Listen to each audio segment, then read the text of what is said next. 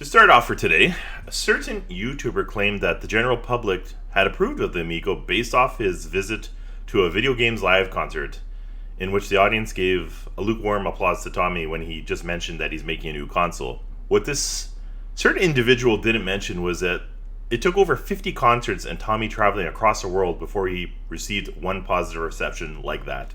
What I have for you today is a copy of the latest video games live concert in which Tommy's larger hype man was shilling the product, and well, you'll have to see how it went. Enjoy.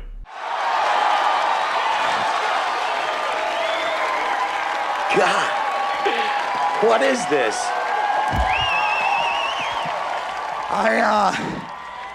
I guess I could sure The you. new retro gaming console in games about now. Yeah! You know what that's about? Which one of you guys wants a new retro gaming console? That's one small step for man, one giant. I have a dream!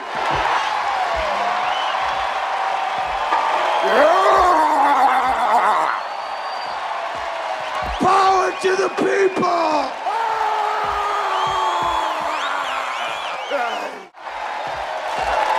Hey, fellas! Yeah! Buy an Amico!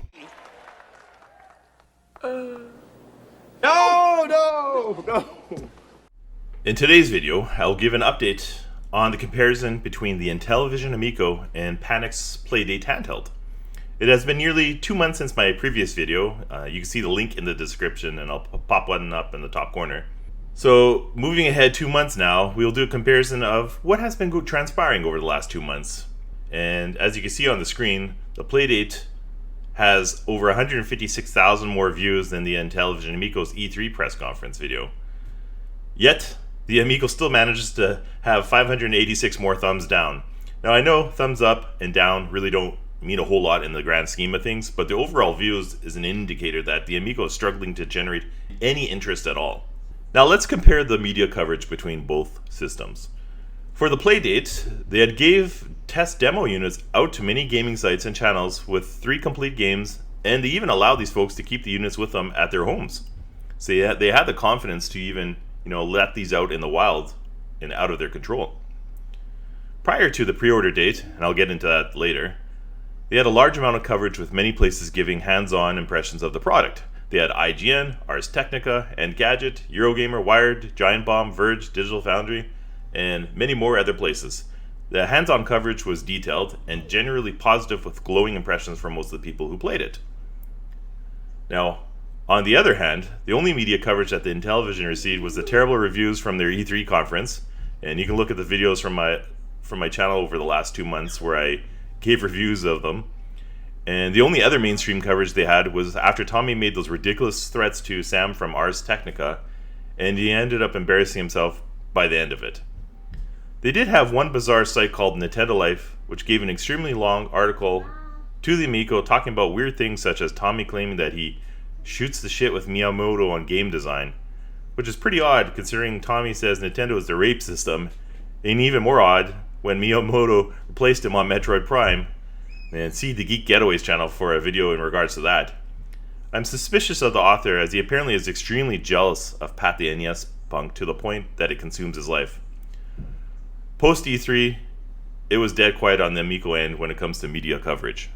Comparing the hardware, Panic has updated its customers with exact details on the pre-order date and made it clear that the first batch was only going to be for 20,000 units and that these will ship by the end of this year, 2021. Subsequent batches will be rolled out in 2022 in stages, and the sooner you pre-order, the sooner you will get one. As you can see on the video now, they even posted on Twitter an update in which they go over about how their factory in Malaysia is going back to work and how things will be moving shortly. In other interviews, they have provided much more details on how the factory manufactures many different products and the challenges and the successes that they have working to get to this final state in which they can produce units. None of the hands-on reports mentioned anything negative about the controls, any sort of lag, and most enjoyed the gimmick of the crank. Outside of the need for playing in a room with light, everyone agreed that the games played well and the hardware did exactly as it advertised. We really only saw one hardware demo when it comes to the Amico, and that was at the Crayola event, in which a controller seemingly had a lot of technical issues with not being able to synchronize to the system and the batteries having issues retaining a charge. Intellivision also stayed silent on officially announcing a delay. Everyone knew that a delay was coming, but up until just a week ago, they still kept promoting that the system will be launching this October. What we learned via many different scattered sources is that they do not even have a country picked out and where these will be manufactured in. Tommy talks about, building in China, Mexico, and making them in the USA. He always mentions a part shortages, but was never specific on which part they cannot buy. No plan was ever announced to the general public or to investors, and it was still and is always still a mystery on how or who or when these will be manufactured. It was only this past Friday when they officially announced the delay by sending a late night email late Friday night. They have all the time in the world to shoot these weird videos of them eating lunch and are having random podcasters coming to visit the building, but they can't put together an official video on what the game plan is and informing everyone what the plan is moving forward. We don't like speculating, but sadly the only source that makes any sort of sense on what is going on is Tony at the Geek Getaway with his inside source saying that they blew their chance at having these manufactured at a profitable price, and right now they're in real deep crap trying to find a way to make these things on the cheap. And make sure to check in this video description for a link to Tony's video about that. Even if you don't believe what Tony had said, with a third delay announced and every other company being able to release with even in smaller quantities, how can a console with ancient technology in it continually make excuses on why it's not being launched? Unless the hardware isn't ready to be manufactured at this point, and there's a strong possibility, based on Nick, Richards, and Tommy confirming that they're reworking the motion controls, that there is issues, it's not even in its final design. Which leads me to the next comparison between the two companies, and that's with the software. The software situation at Intellivision is just as murky and bad as the clarity on the hardware. The Playdate, as I said, had 3 full games on the demo units given to their porters, and they were complete and ranged from, only like an hour long to up to 6 hours in length. These are not micro games or ports like how the Amico is developing.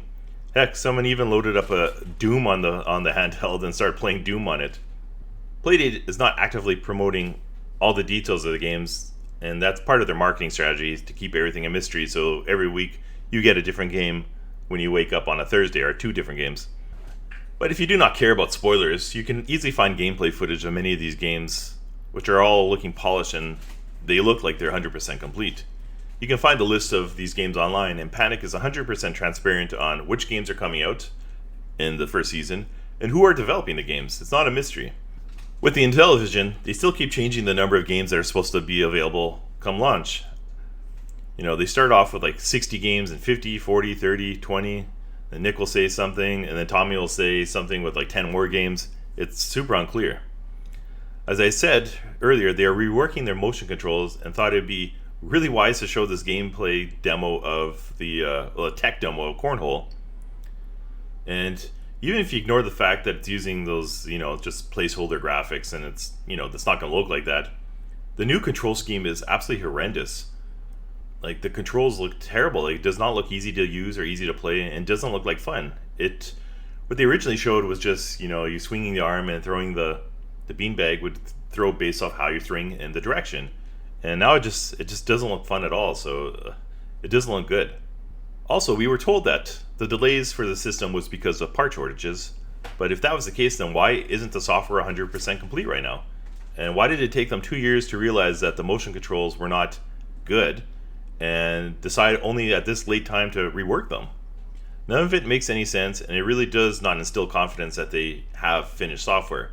We don't have a clear idea of what's coming out for launch, and when any of the other games are coming out. As I had said before, it seems like they have no plan.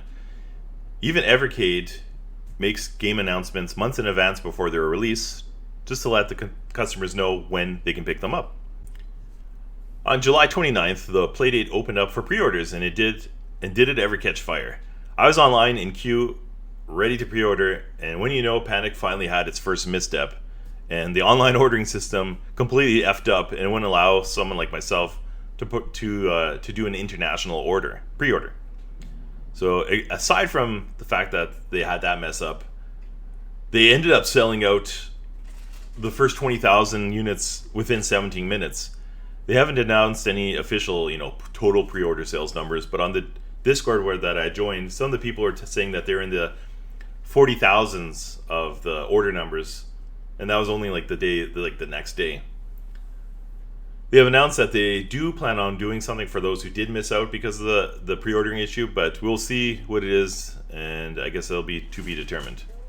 Them selling out so fast once again brought many gaming sites to post more articles about the Playdate and how it was a smashing success. And all the sites that I've gone on to, it's nothing but positive news when it comes to the Playdate. Now, when it comes to Intellivision, they have never stated how many Amicos were pre-ordered. They always like to lump it in with the possible purchase orders they'd have with retail, so they like to say, I forget what it was, 100,000 total, but that's not actual concrete pre-orders. So we have no idea outside of, people have speculated that the pre-order numbers is probably between 5,000 and 15,000. And this is after, taking pre-orders for the last few years. As I said before, when they did the announcement for the delay via an email late at night, that this finally did get them onto IGN and several other gaming sites. Unfortunately, it's all in a negative way. As you can see on this Kotaku article, they even take a cheap shot, or not a cheap shot, they take a shot at Intellivision, as you can see on the screen. The email he sent out doesn't even confirm that it will be for sure 2021, and they promise to give a gift as compensation, yet once again, they do not give any details on what this gift is. Everything is always in a shroud of secrecy when it comes to the Amico. Moving on to the future, Panic seems to be doing almost everything right. They have the hardware that has confirmed to work. They have software that people so far have enjoyed, and moving forward, they are keeping it an open platform. So people are already tinkering with the demo units that are out in the wild, and who knows what other crazy things will, people do to mod or construct for it down the road. They're also planning to release the online game designer, which anyone will be able to create their own games using a web browser on a really easy to use tool, and they'll be allowed to share the games afterwards. So this will create an awesome ecosystem which may retain the people's interest for a long time. We'll wait and see how the season 2 of the games will look like with the pricing, but at this point it looks like everything is all looking great for Panic. The Amico, on the other hand, is really on life support. The hardware is not complete. The games list keeps shrinking, and we have zero updates on the more interesting titles like The Night Stalker, Breakout, or Earthworm Jim. We have no idea if the console is going to be, closer to coming out Q1 or Q4 2022, or even 2023. With a large staff and no money coming in, do they even have the money to continue on? We don't know. So for my final thoughts, some people said, it didn't make sense to compare these two products, one with each other. I would disagree, as both are niche gaming products which target a small market, and they're both launching during COVID. While the end products may look different from each other, the path for success would have been identical for both companies. The Playdate was well designed and well focused, and it kept it stupid simple.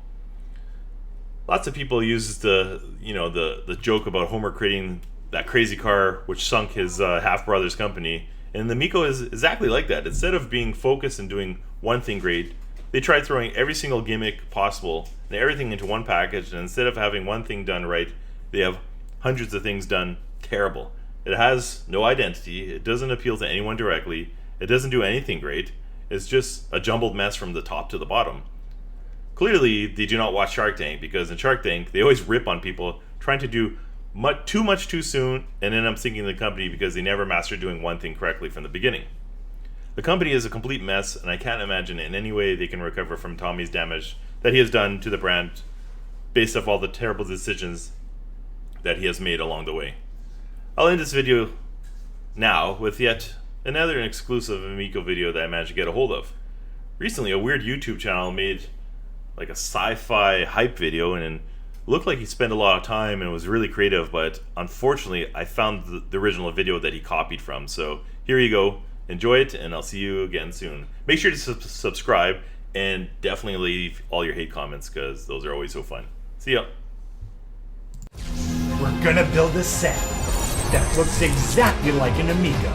we'll be able to play new and old Intellivision games in front of our audience with a fully immersive holographic environmental system.